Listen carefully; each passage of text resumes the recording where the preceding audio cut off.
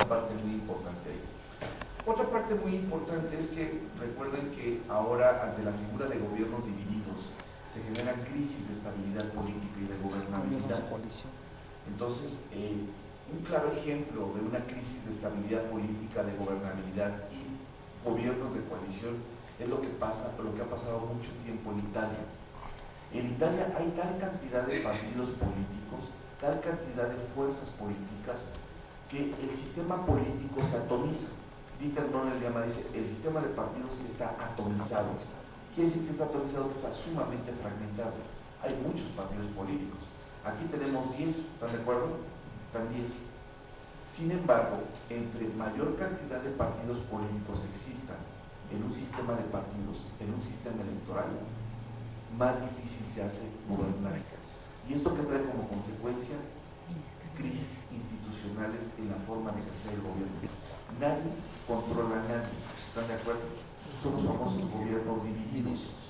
¿Y qué ha tenido que pasar con esos gobiernos divididos? Entrar a gobiernos de coalición. Oye, pues esta fuerza política más esta otra fuerza política me va a permitir ejercer gobernabilidad y por ende estabilidad política. Entonces es una fórmula muy sencilla.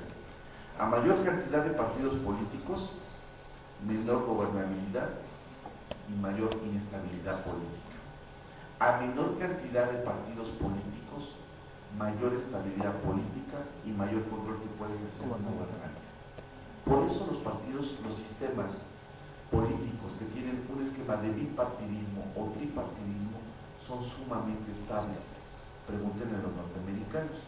La mayor parte de su sistema político es bipartidista. Esto que genera estabilidad política. Las transiciones de gobierno son casi tersas, ¿están de acuerdo? Ganen los demócratas o los republicanos, hay una estabilidad política en el sistema. Por lo tanto, el sistema de partidos se centra a una o dos fuerzas políticas muy consolidadas.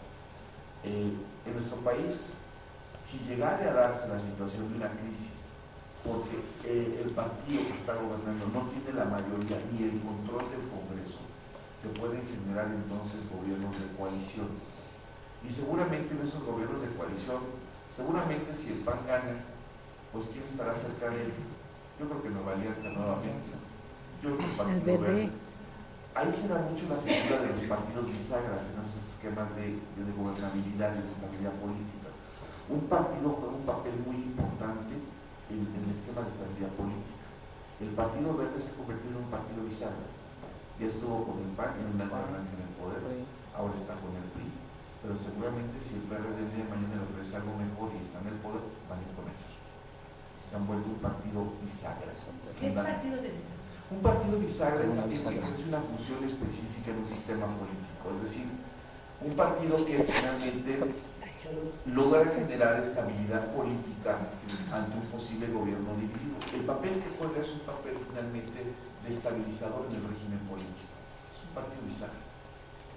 Entonces, digamos que el Partido Verde sí ha capitalizado bien sus alianzas que ha tenido con fuerzas políticas y lo ha convertido en una pieza clave. En algún momento dado Nueva Alianza fue eso también, hasta que se convirtió en un partido incómodo para el propio partido gobernante, para el PRI, ¿no? Ya sabemos un poco la historia de la maestra Lester. Pero finalmente recuerden que esto implica algo muy importante. Los gobiernos divididos tienen que entrar a gobiernos de coalición para generar gobernabilidad. Entonces, para evitar una crisis constitucional e institucional, ya mejor se previó en la Constitución que si no hay alguien que tiene mayoría y hay gobiernos divididos, entremos a gobiernos de coalición. Y el presidente puede llamar a una o dos fuerzas políticas para integrar gobierno de coalición. Eso es algo trascendente en la reforma electoral. Otra parte muy importante son los umbrales legales. ¿Saben qué son los umbrales legales? Bien, uno de los elementos dentro de los sistemas electorales es precisamente el umbral legal. Es decir, el porcentaje mínimo que debe tener una fuerza política para que tenga derecho a escaños. Alguien me preguntaba por acá si escaño y curul es lo mismo. Escaño es como la fórmula política de asignación en materia de representación proporcional y curul lo podemos ver desde un punto de vista más de ciencia política, ¿están de acuerdo? Pero finalmente, traducir votos en escaños implica la composición de un Congreso. Entonces, Para que un partido político tenga derecho a que se le asignen diputados de representación proporcional, tiene que cubrir un mínimo que la ley establece. Ese mínimo se le conoce como el umbral legal. Durante mucho tiempo en este país el umbral legal era del 2%. Es decir, para que un partido político tuviera derecho a que se le asignaran diputados de representación proporcional dentro del esquema de los 200, tenía que cuando menos haber obtenido el 2% de la votación total emitida. Ahorita después vamos a ver qué es votación total emitida, votación nacional efectiva. Entonces, ahora son conceptos que nos permiten en la representación proporcional asignar diputados de RP. Anteriormente era el 2%. Hoy el umbral legal se subió. Y cada vez que jugamos con estas piezas de ingeniería institucional, generamos muchos efectos. Si nosotros subimos el umbral legal para que un partido político tenga derecho a RP, primero, si obtiene el umbral legal, conserva su registro como partido político y todos sus derechos que tiene el partido político, ¿no? Y obligaciones también. Pero si no obtiene el 2%, ahora que se subió al 3%, pierde su registro. ¿Quién anda en el rango? Si analizamos los últimos resultados de las votaciones de 2012 y de 2009 en las intermedias para renovar Congreso, se van a dar cuenta qué partidos andan en el umbral del 3% o del 2%. Seguro con esta reforma electoral, quien va a estar en aprieto se llama Partido del Trabajo, Partido Nueva Alianza, Movimiento Ciudadano, tal vez Morena sí, porque Morena lo que ofrecía cuando entraba en coalición con otras fuerzas políticas era que él les garantizaba el 3% de los votos. Hay que ver si la membresía que tiene Andrés Manuel en todo el país le alcanza para el 3%. Yo creo que el Partido Humanista va a entrar en crisis también.